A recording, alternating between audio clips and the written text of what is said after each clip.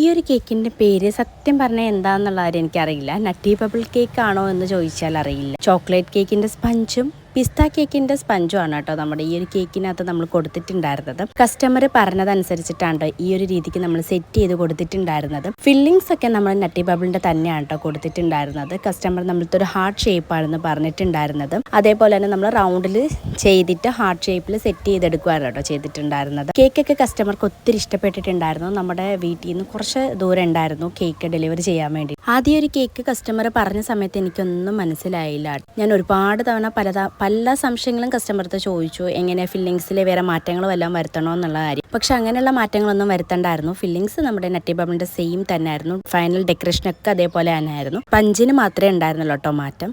കേക്കിൻ്റെ final look ഞാൻ last കൊടുത്തേക്കാം. ഇന്നത്തെ വീഡിയോ ഇത്രയേ ഉള്ളൂ. വീഡിയോ ഇഷ്ടമാണെങ്കിൽ പ്ലീസ് ഒന്ന് ലൈക്ക് ചെയ്യുക, ഷെയർ ചെയ്യുക, സബ്സ്ക്രൈബ് ചെയ്യുക. അപ്പോൾ അടുത്തൊരു കുട്ടി വീഡിയോ ആയിട്ട് കാണുന്നത് വരെ താങ്ക് യു ഫോർ വാച്ചിങ്.